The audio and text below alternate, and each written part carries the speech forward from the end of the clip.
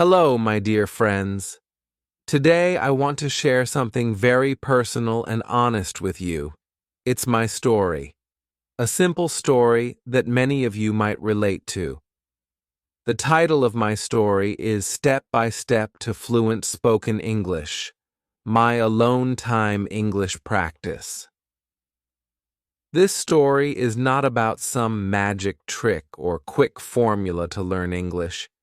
It's about how I, a simple girl living in the United States, practiced English alone and moved from silence to fluency, step by step, mistake by mistake, and with so much emotion. Please remember, my story is not complicated.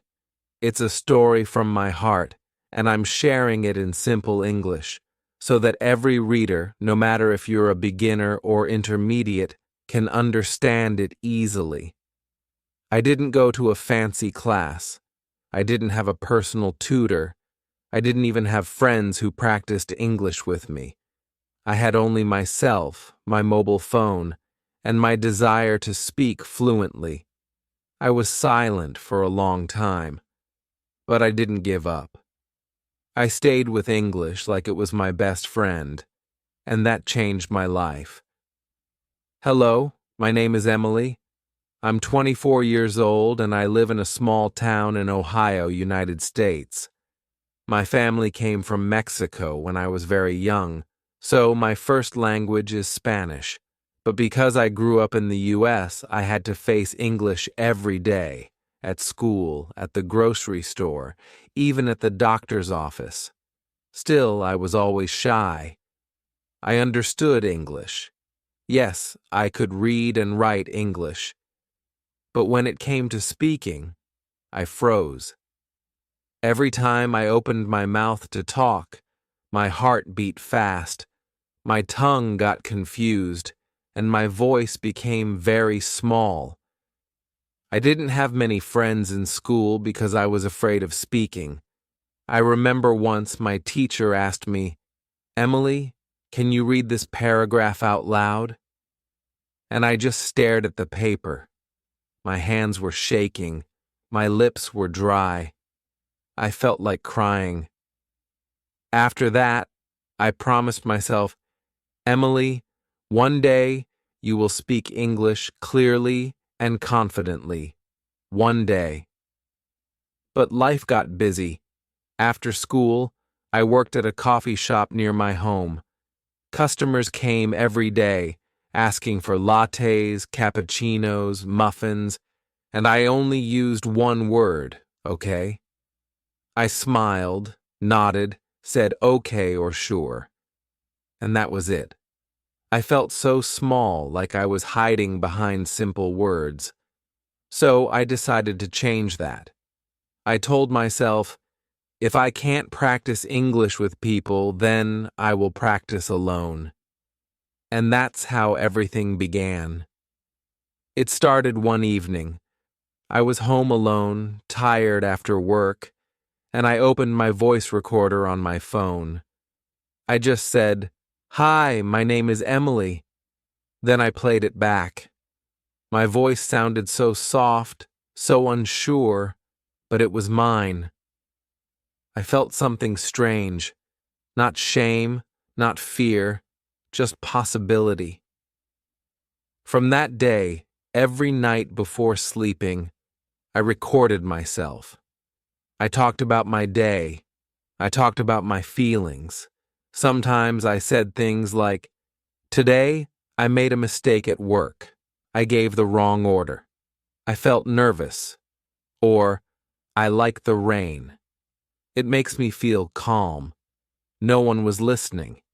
It was just me and my phone. But I was speaking, and every day I spoke a little more.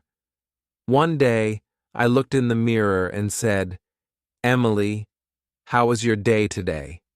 And I answered in English.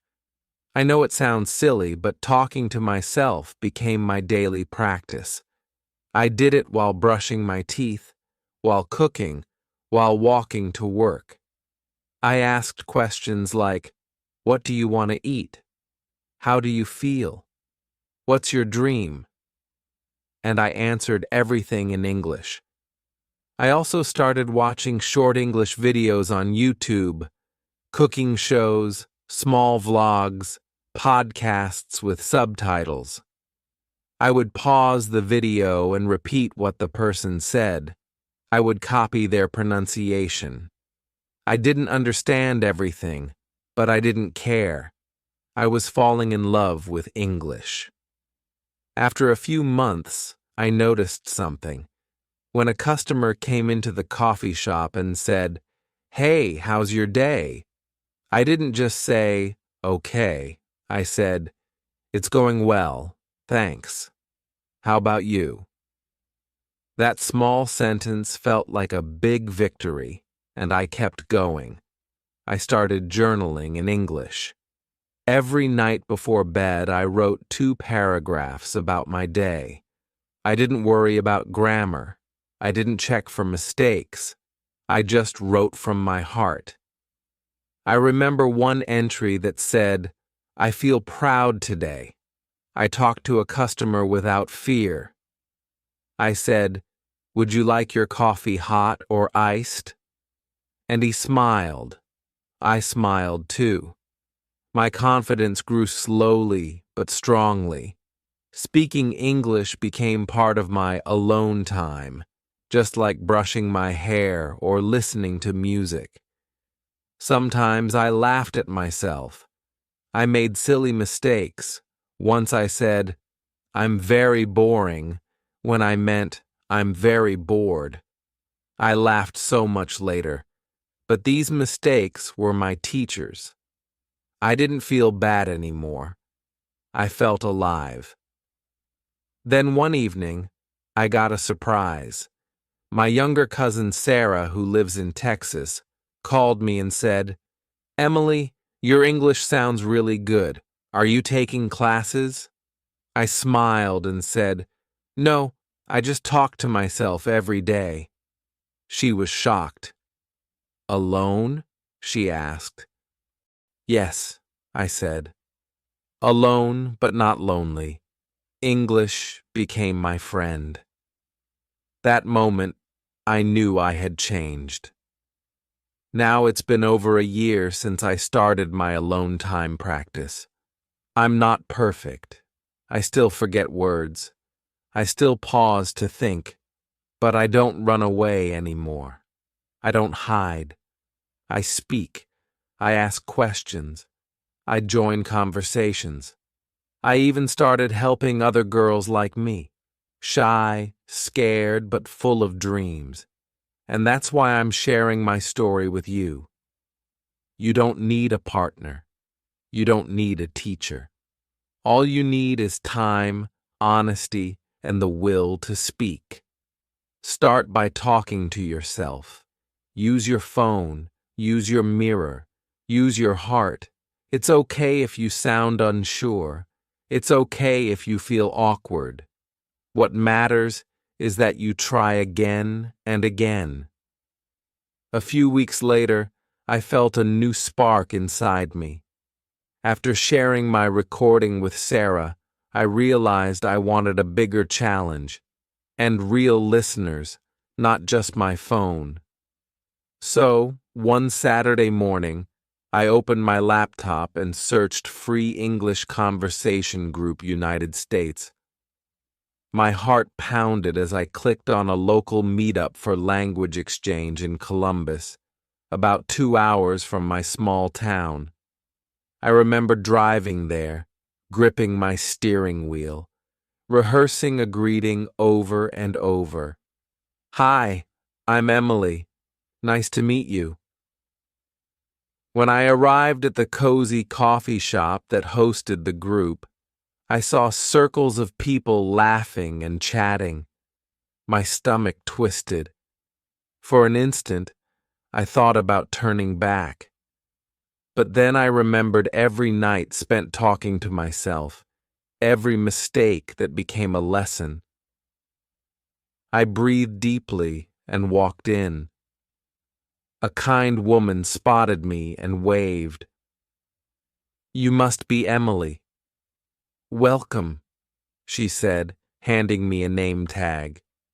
I slipped it on and joined a circle. When it was my turn, I stood, smiled shakily, and said, "Hello, my dear friends. I'm Emily, and I've been practicing English alone for a year. Today, I want to meet real friends." Everyone clapped and cheered. My cheeks warmed, but I felt proud. We paired up and chatted in 5-minute segments. My first partner, Daniel, asked me about my job. I said, "I work at a coffee shop. I love making lattes." Then I asked him, "What do you do?" And he shared his story. For once, I felt the joy of real back-and-forth conversation, the pauses, the laughter, the mutual understanding. After the group, someone suggested I join their Facebook page for weekly online meetups. I did soon. I was talking to people from New York, California, even Canada. Sometimes the Wi-Fi was bad and voices cut in and out, but that only made it more real. I learned to ask, "Could you repeat that?" And, "I'm sorry, I didn't catch that." Those phrases became my allies. Back home, I kept my nightly recordings, but now I reviewed them differently. I would listen for expressions I had learned at the meetup and in the online group, and I'd practice them until they felt natural. One evening, I played back a recording of myself saying, "I'm looking forward to our next conversation." My voice sounded confident. I smiled at the speaker on my phone. Spring turned into summer, and I decided to volunteer at my local library's English Conversation Corner every Wednesday afternoon. I set up tables, printed picture cards, and greeted learners with "Good afternoon." Let's talk about our favorite movies. At first, I worried I'd sound like a teacher, but I reminded myself, I'm just here to chat. We talked about summer plans and ice cream flavors. I felt happy others find their words the same way I once searched for mine. One sunny July day, the library director asked if I'd like to lead a small workshop on solo speaking practice. My pulse raced, but I agreed. I titled it, "Talk to Yourself: Simple Steps to Fluency." I shared my story, how a recorder app and a mirror became my practice partners. I demonstrated the journaling technique and led the group in a short self-recording exercise. Afterwards, several attendees thanked me and said they felt hopeful. That evening, driving home under a pink sky, I realized how far I'd come, from silence behind the coffee counter to standing in front of an audience, guiding them. My alone time practice had become an invitation for others to find their voice. Fall arrived, and with it came a chance to travel. I booked a weekend in New York City, partly for fun, partly to test my English in a bustling environment. As soon as I stepped out of Penn Station, I said to myself, "Okay, Emily, let's speak." I asked directions to the nearest museum, ordered a hot dog from a street vendor, and even struck up a conversation with another solo traveler on the subway. Each exchange felt like a small celebration. On my last night in the city, I sat in a cafe near Times Square and recorded a final message on my phone. "This is Emily, speaking from New York City.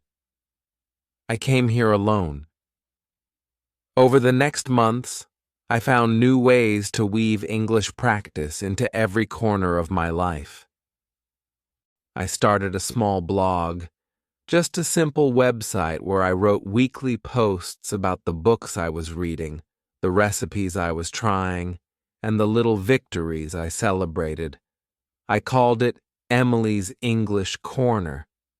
At first, I worried my writing would be too simple or full of mistakes. But I remembered how I celebrated every spoken sentence, no matter how imperfect. So I celebrated every written post, too. I invited readers to leave comments, and soon I was replying to questions like, "How do you practice pronunciation?" Or, "What if I feel too shy to record myself?" Each reply reminded me that I was no longer alone in my journey. I had a community cheering me on. When winter arrived, I challenged myself to read a short novel in English every month. I'd pick titles with simple language, sometimes a children's classic, sometimes a travel memoir. Each evening, wrapped in a blanket by my window, I read a chapter aloud. My recorder captured my voice as I stumbled over tricky words and then gradually smoothed out my rhythm. By the time I finished each book, I could feel the story in my mouth. The characters' voices felt natural on my tongue. Then came spring again, and with it, a special invitation. The library director, remembering my workshop, asked if I'd host a solo speaking marathon, a 4-hour event where learners could rotate through stations, mirror practice, voice recorder challenges, and live mini conversations. I said yes, though my heart fluttered like the first day I walked into that coffee shop meetup. I spent weeks planning. I designed simple prompt cards. Describe your dream home, tell a funny childhood memory, and created a gentle playlist of instrumental music to play softly in the background. On the day of the event, 30 learners arrived. Some beginners who barely whispered, some advanced speakers who wanted extra confidence. I guided them from station to station, demonstrating silently at the mirror, then speaking boldly into the recorder, then greeting a fellow learner with a clear, "Hello, I'm Crow. Nice to meet you." By the afternoon, shy smiles had blossomed into bright conversations. When the marathon ended, I heard whispers of gratitude. I never thought I'd be able to talk for 5 minutes straight. This was so fun. I feel ready to speak to anyone now. My chest swelled with pride, not for myself this time, but for every person who dared to try. At last, one evening, I received a surprise email. A nearby university's adult education center invited me to co-facilitate a monthly online session on building speaking confidence.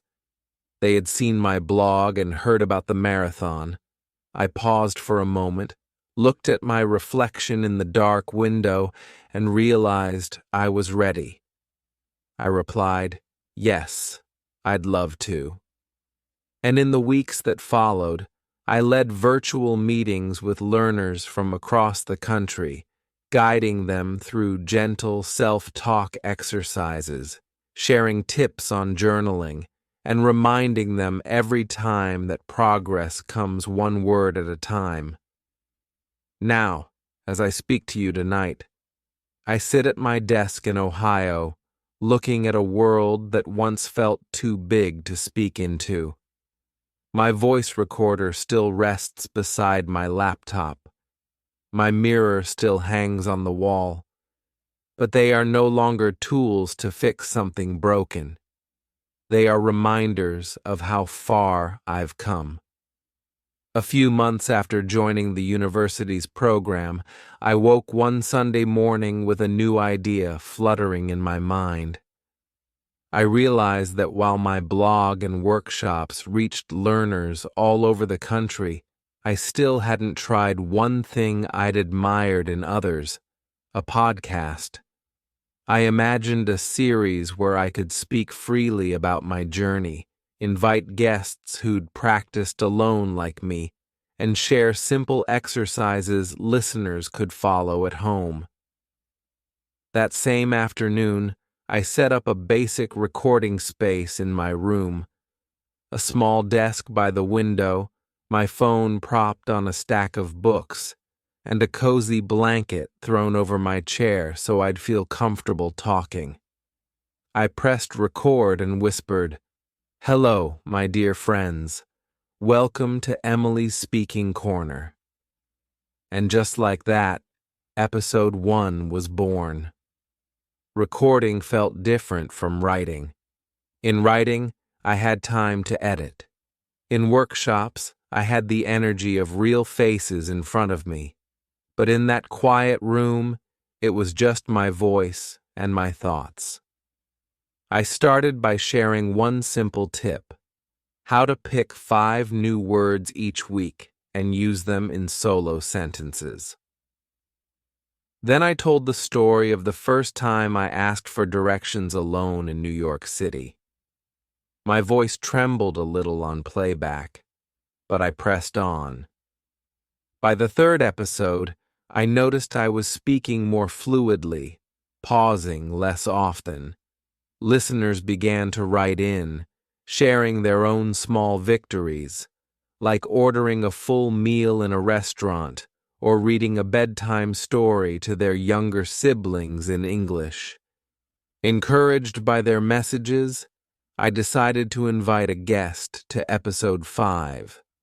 Through the Facebook group I joined, I met Maria, a woman from California who had practiced speaking to herself in front of her closet mirror every morning before work.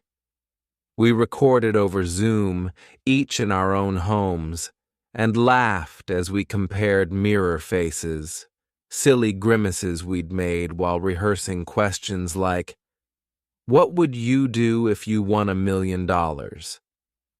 Hearing Maria describe her own mistakes and triumphs reminded me that alone time practice, though private, creates a deep bond when shared. The feedback we received after that episode poured in. Learners said they felt seen and motivated to try these exercises themselves. By winter, the podcast had grown to more than 100 regular listeners. I began receiving invitations to speak on local radio stations and to contribute short articles to community newsletters. One snowy evening, I drove to a small AM station in Columbus. Under the dim studio lights, I sat across from the host and found myself talking almost effortlessly about the power of self-talk in language learning. When we signed off, the host smiled and said, "Emily, your voice is warm and genuine. You make people believe they can try this too." In that moment, I realized that the shy girl who once hid behind "okay" had truly found her strength. Spring returned again to Ohio, and with it came a surprise email. A producer from a national public radio program had listened to my podcast and wanted to feature me in a special on creative language learning. My heart fluttered as I prepared. I chose 3 anecdotes: the coffee shop recorder sessions, the solo speaking marathon at the library, and the first podcast collaboration with Maria. On the day of the interview, I spoke from the same mirror-lit corner where I'd begun my recordings. When the broadcast aired, I heard my story echoing across the dial, and I imagined listeners in small towns and big cities pressing play and feeling, perhaps, a little less alone. With renewed confidence, I embarked on another project, writing a short ebook titled Whisper to Word, a guide to alone time English practice. I poured into it every exercise that had helped me: mirror prompts, voice recorder challenges, journal starters, and simple reflection questions. I wrote in a conversational tone, as if I were sitting across from the reader and passing them a warm mug of tea. When I finished, I uploaded it to my blog and announced it on the podcast. Within days, learners messaged saying, "Your exercises are so clear, I finally know how to start." My inbox overflowed with gratitude. As summer turned to fall, I found myself reflecting on how far this alone time practice had carried me and how many lives it had touched. One crisp October evening, I received an unexpected message from a teacher in a rural high school in Montana. She discovered my ebook and used my mirror and recorder exercises with her students. She told me that her shyest learner, a boy named Jacob, had stood up at their school assembly and read a short speech in English without trembling. I felt tears well in my eyes. My simple methods, born in my quiet bedroom in Ohio, were helping young people find their voices across the country.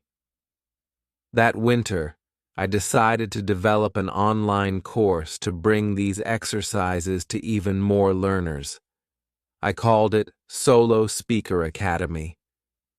It was just me on camera, sitting at my desk by the window, sharing the same mirror prompts, journaling starters, and recorder challenges I had always used, but now packaged as short video lessons with downloadable practice sheets. I priced it affordably, even offering full scholarships to learners in need. Watching my first cohort work through the modules, submitting their practice recordings, cheering each other on in our private forum, reminded me of my own first hesitant whispers. And when one student posted, "I finally ordered coffee in English today," I felt that old spark of pride all over again. Spring arrived with another surprise, an invitation to speak at a TEDx event in Cleveland. Standing on that small stage under the bright lights, I introduced myself. "Hello, my dear friends. I'm Emily from Ohio, and I turned my alone time into my greatest conversation partner." I shared the story of my first timid recordings, the library marathon, the podcast, and the academy. The audience listened, and when I ended with, "Your voice deserves its spotlight," the room erupted in applause. On the drive home, I smiled, thinking how surreal it was that a girl who once dreaded speaking could now inspire hundreds in a single talk. Over the next year, Solo Speaker Academy grew into a vibrant community of learners from more than 20 countries. I began co-hosting live mirror chats once a month, where participants joined via video to practice self-talk in real time, encouraged by my gentle guidance and the camaraderie of fellow solopreneurs in language learning. We celebrated every milestone: a first complete sentence, a 5-minute monologue, the courage to record without stopping. And through it all, I kept recording myself. Still journaling, still reflecting, because practice, I realized, is both a discipline and a gift.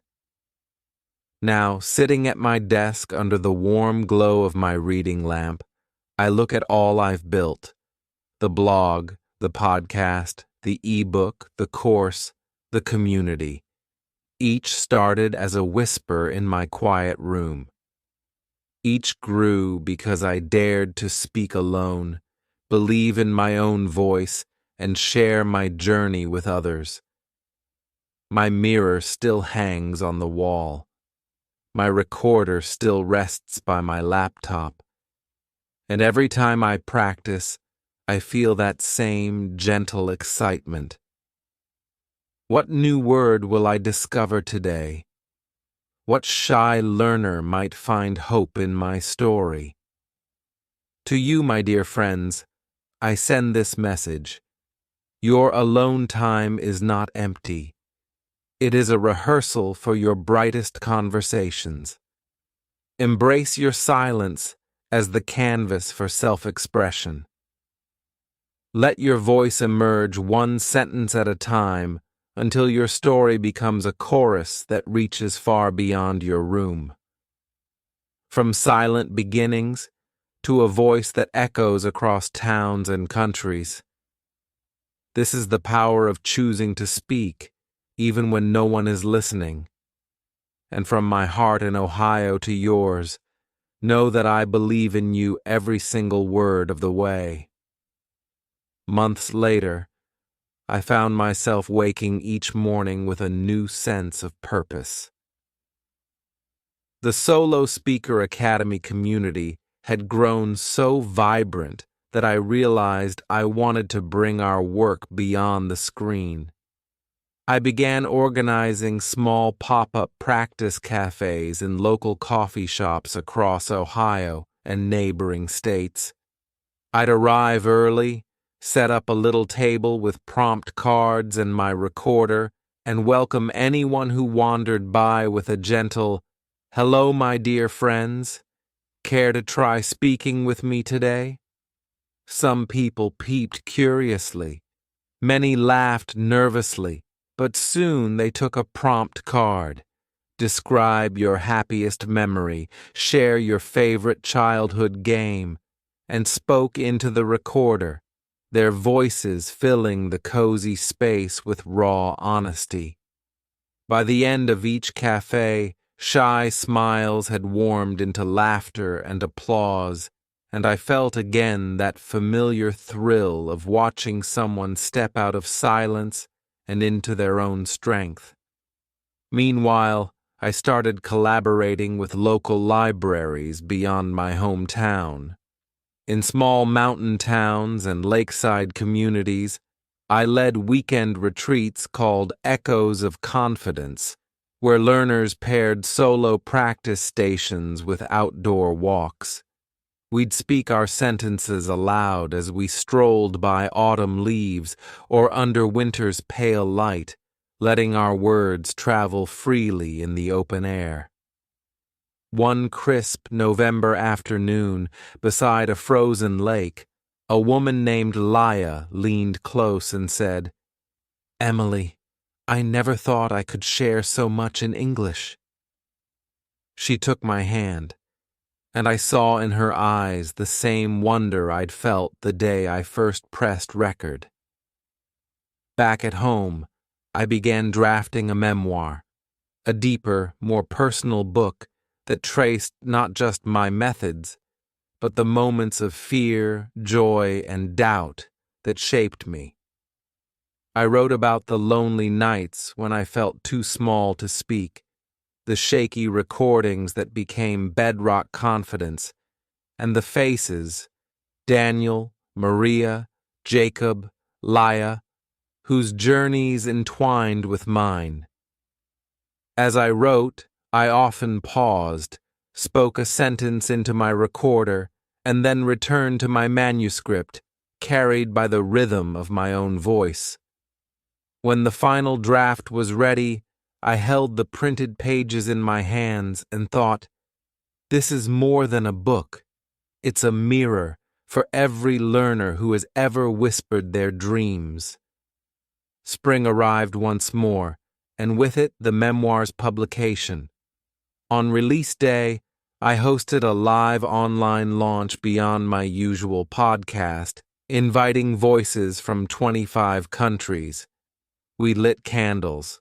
We shared stories. We recorded our first chapters aloud. And as we spoke, I realized that what began with a single girl talking to herself had blossomed into a chorus of hope echoing across continents. Now, as I look toward the horizon, I feel both humbled and exhilarated. I am planning a non-profit initiative to bring alone time speaking pods into underserved communities, offering quiet booths with recorders and mirrors in community centers and shelters. I dream of training mentors who will guide learners through self-practice workshops in remote villages and urban neighborhoods alike. And every step of the way, I'll keep pressing record, because my own journey reminds me that growth happens one spoken word at a time. My dear friends, this story continues in each of you. The silence that once felt like an obstacle can become your greatest ally. Speak, record, listen, and speak again.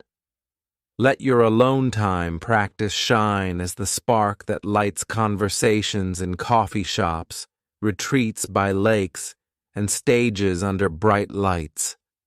From that first timid whisper to a chorus of confident voices, our journey reminds us that every word we dare to speak ripples far beyond our own rooms into the hearts of friends, strangers, and fellow learners around the world. Below are several detailed tips and tricks to help you move step by step to fluent spoken English in your alone time English practice.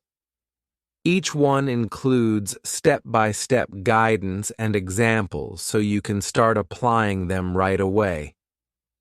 1. Record and review your voice. How to do it? Use your phone or computer's voice recorder app. Choose a simple prompt, e.g., describe your day, talk about your favorite movie. Speak for 1 to 2 minutes without stopping. Even if you hesitate or make mistakes, listen back immediately. Note moments where you stumbled or mispronounced words.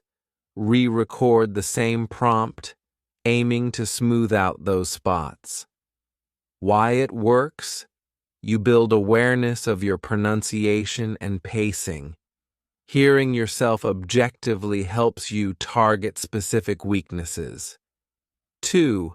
Mirror practice for pronunciation and expression. How to do it?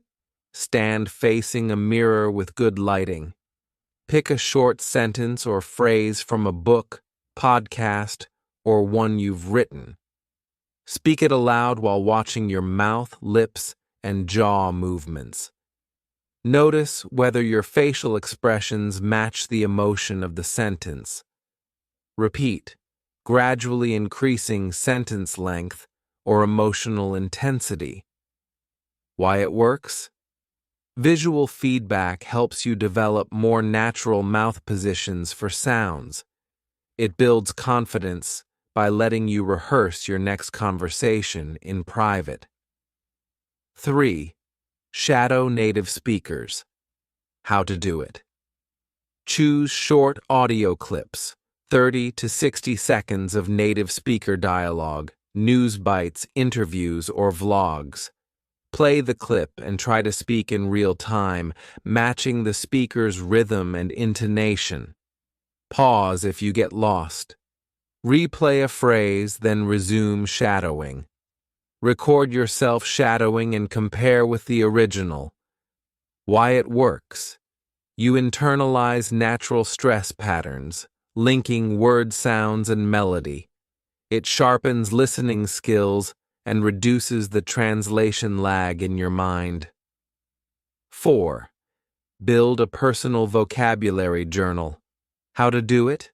Carry a small notebook or use a notes app. Whenever you encounter a new word or phrase, write it down with the definition in your own words. Part of speech, noun, verb, etc., and an example sentence of your own creation. At the end of each week, Pick 5 to 10 entries to practice in spoken sentences.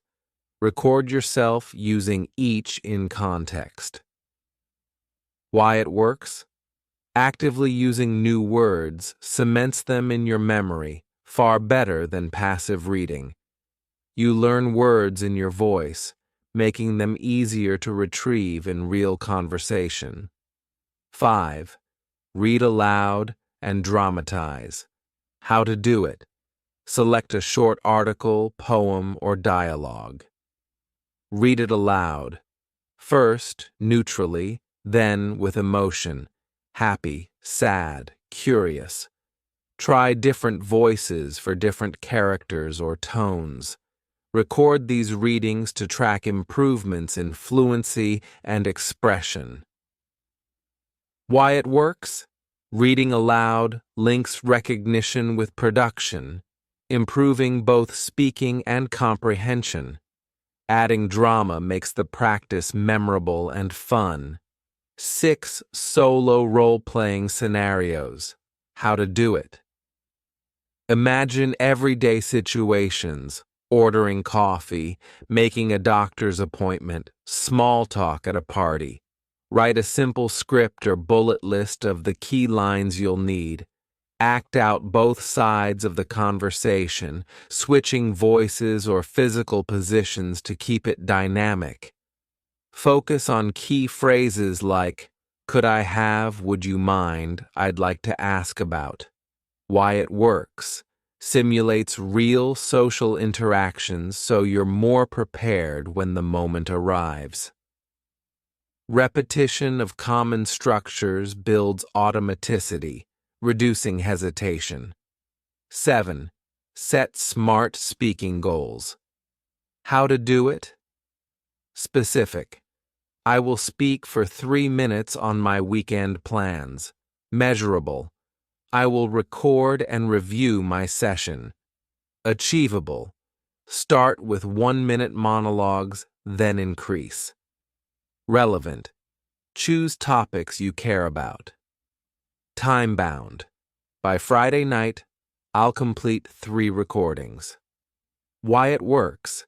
Keeps you accountable and shows clear progress. Breaks a big goal. Become fluent into manageable steps. 8. Reflect and adapt. How to do it. Keep a weekly log of your practice activities. What you did, how long, what felt easy or hard. At week's end, review the log, celebrate successes, and identify persistent challenges. Adjust next week's plan to focus on remaining trouble spots, e.g., certain sounds, transitions. Why it works. Ensures continuous improvement rather than repeating the same exercises. Builds a habit of self-assessment that professional speakers use. 9. Think in English with a thought diary. How to do it. Keep a small notebook or notes app titled Thought Diary. Throughout your day, pause for 30 seconds and mentally narrate what you're doing in English, e.g., I'm walking to the kitchen. I need to reply to that email. At night, write down 3 of your inner monologue sentences. Speak them aloud, first softly, then with full volume and expression. Why it works? Trains your brain to operate in English without translation. Builds the habit of framing everyday thoughts as spoken sentences. 10. Learn through songs and sing-alongs. How to do it? Pick a simple, catchy song you enjoy. Look up its lyrics. Listen once, following along silently. Play again and sing along, focusing on matching the singer's pronunciation and rhythm. Pause on tricky lines, replaying and repeating until you can sing them smoothly. Record your version and compare it to the original. Why it works? Music locks vocabulary and phrases into memory through melody. Singing forces you to stretch out and connect words, improving fluidity. 11. Create video diaries for body language. How to do it. Use your phone or webcam to record a 1 to 2 minute video diary each week. Speak on any topic, your day, a recent news story, a hobby. After recording, watch your video and note. Do your facial expressions match your words? How is your posture, eye contact, hand gestures? Re-record with improved gestures and expressions. Why it works. Integrates nonverbal communication, making your speech more natural. Builds confidence seeing yourself succeed on camera. 12. Teach or explain to an imaginary friend. How to do it. Choose a simple topic you know well, e.g., how to make coffee, your hometown. Stand or sit as if talking to someone. Explain the topic step by step in English, imagining questions they might ask. Pause and answer those questions as fully as you can. Record or mirror practice your lesson. Why it works. Teaching forces you to organize thoughts logically and use clear language. Anticipating questions expands your ability to handle unpredictable conversation. 13. Use flashcards with speech prompts. How to do it. On one side of each flashcard, write a new word or phrase. On the back, a simple definition. Shuffle and draw a card. Read the word silently, then cover it. Speak its definition out loud in a full sentence, e.g., resilient means able to recover quickly from difficulties. Flip the card to check your accuracy. Keep only the cards you stumbled on for extra review. Why it works. Combines active recall with spoken production, cementing both vocabulary and sentence structure. The quickfire nature keeps practice dynamic and engaging. 14. Improv storytelling with random prompts. How to do it. Collect 10 to 15 random images from magazines, online printouts, your photos. Shuffle and draw one image. Set a timer for 2 minutes. Improvise a short story inspired by the image. Describe the scene, characters, and action. Record or mirror practice your narration, then switch to a second image and repeat. Why it works. Trains you to think quickly in English and flexibly use vocabulary. Makes practice playful, reducing pressure around perfect speech. 15. Master tongue twisters for clarity. How to do it? Choose one tongue twister, e.g., she sells seashells by the seashore. Say it slowly, focusing on each consonant cluster. Gradually increase speed while maintaining clarity. Record yourself at fast and slow paces. Listen for dropped sounds or slurred words. Why it works? Sharpens articulation and trains muscles for tricky English sounds. Builds confidence in challenging your pronunciation. 16. Practice with AI conversation partners. How to do it. Use a chatbot or voice-enabled language app. Initiate a free-form conversation. Ask questions, tell stories, respond to prompts, push beyond yes or no answers. Use follow-up questions like, why do you think that? Or, can you explain more? Review the transcript or recording to identify new expressions and fixes. Why it works. offers instant, judgment-free interaction whenever you have time, exposes you to varied language patterns and vocabulary. By weaving these additional strategies into your daily life through music, teaching, improv, and even technology, you'll continue to transform alone time into your personal speaking laboratory. Pick 1 or 2 new methods each week and watch how your confidence and fluency flourish together. Happy practicing!